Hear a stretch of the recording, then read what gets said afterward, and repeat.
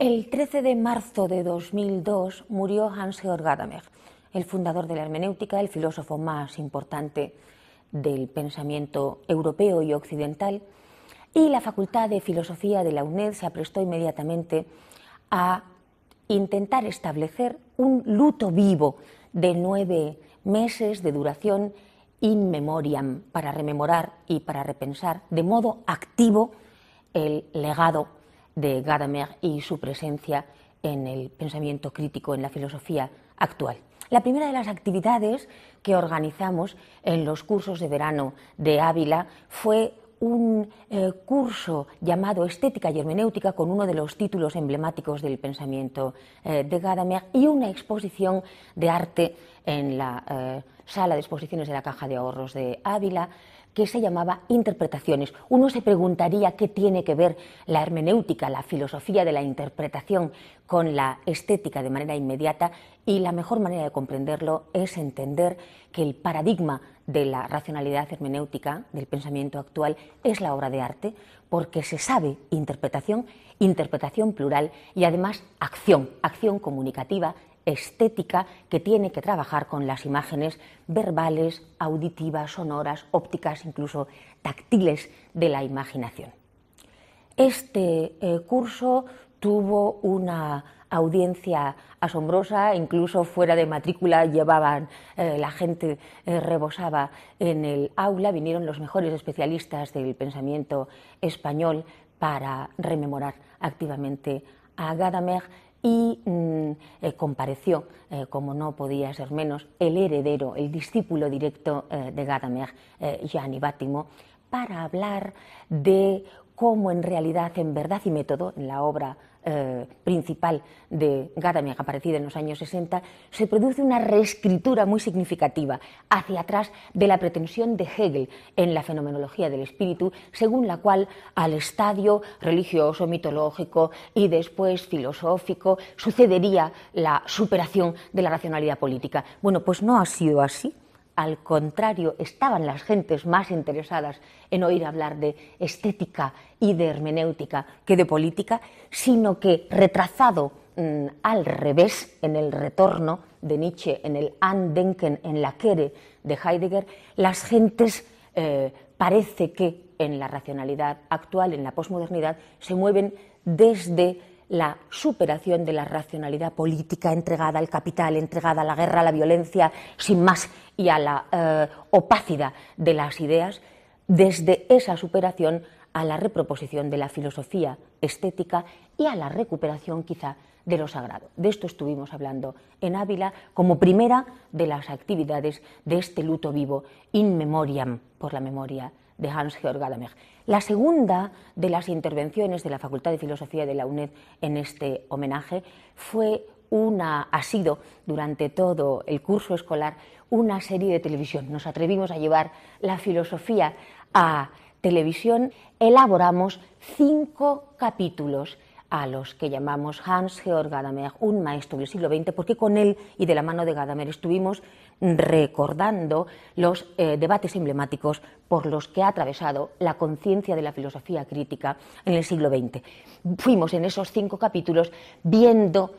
cómo la racionalidad hermenéutica, en la particular interpretación que hace Gadamer de esta racionalidad, que no hay hechos sino interpretaciones a partir de Nietzsche, está como protagonista en todos los debates del siglo XX, a comenzar por su establecimiento, recordando a Nietzsche y también a Hölderlin, el poeta de Nietzsche y de Heidegger, en el primero de los programas, con especialistas siempre y sobre todo de la UNED.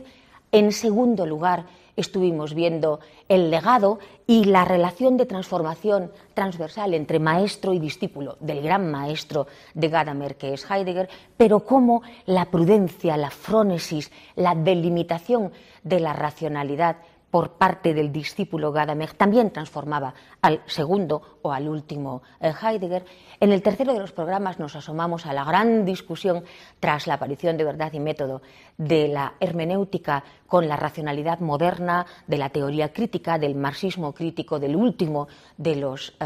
hijos de la Escuela de Frankfurt, Habermas, y cómo se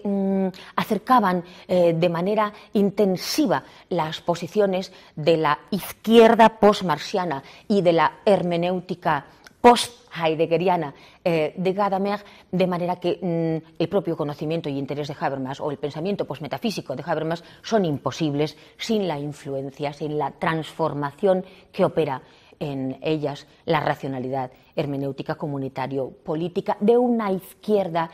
post-marxista que discute, sin embargo, por parte de Gadamer todavía la pervivencia excesiva a ojos de Gadamer en Habermas de los ideales de la Ilustración que dan lugar entonces a una racionalidad demasiado etnocéntrica, universalista, dogmática, que se pretende neutral y que no admite, no entiende que la inscripción histórica profunda en los tejidos plurales tiene que contar con las precomprensiones y con los prejuicios de base precisamente para deconstruirlos. En el cuarto de los programas ya estábamos, claro, en la aparición, en el auge del pluralismo y de lo que llamamos la racionalidad de las diferencias. Se sitúa el desencuentro, la discusión de Gadamer con Derrida en los años 80 y la comprensión difícil de cuáles son los motivos de cómo una que se iba convirtiendo en koiné, en lengua común del pensamiento contemporáneo, como es la hermenéutica, abierta siempre en la insistencia explícita a las diferencias, a la alteridad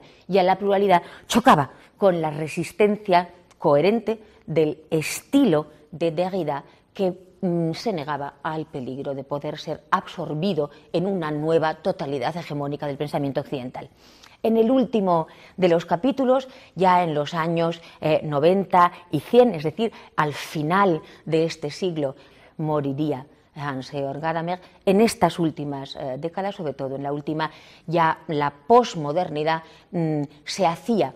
con la legitimidad y la crítica del pensamiento occidental y declinaba la hermenéutica, porque se refería explícitamente a la hermenéutica como a su matriz, declinaba la hermenéutica, la racionalidad de la interpretación, en tantos lugares como la posmodernidad ya descentrada va generando elementos y focos de irradiación, es decir, la posmodernidad en Estados Unidos, a partir incluso de las intervenciones todavía vivas de Gadamer en Norteamérica, ¿verdad?, en la figura sobre todo de la neopragmática de Rorty, la posmodernidad en relación con el postestructuralismo francés y con la posmodernidad de Lyotard, de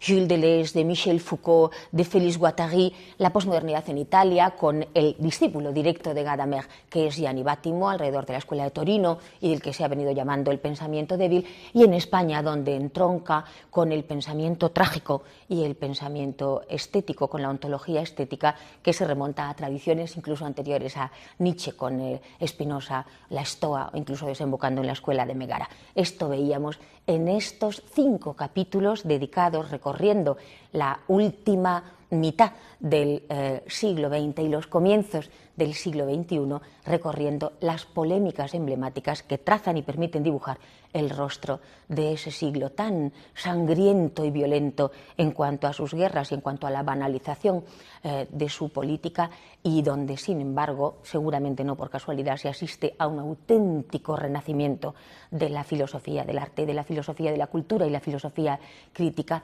por la paz, y precisamente para intentar discutir, intentar denunciar la no legitimidad del pensamiento político probablemente raptado, usurpado en manos del capital. Al final de estos programas, que llegaban a abril, faltaba, en homenaje, en memoria de Gadamer, dar lugar a una comprensión cuyo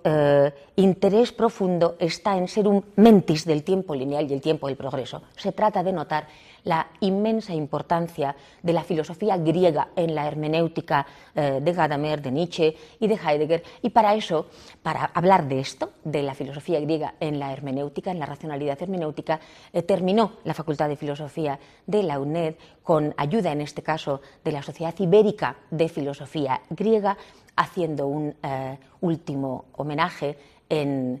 Valencia, en la Facultad de Filosofía, que se llamó de esta manera, y donde pudimos ver una cosa asombrosa, y es como el eterno retorno de lo no dicho y lo no pensado, de lo vivo y no agotado en las tradiciones, volvía a permitir que Platón y Aristóteles, y la discusión entre Platón y Aristóteles y los presocráticos, pudieran ser transformadoras de los tiempos que corren si no recuerdan y no heredan lo vivo de sus tradiciones de una manera ciega.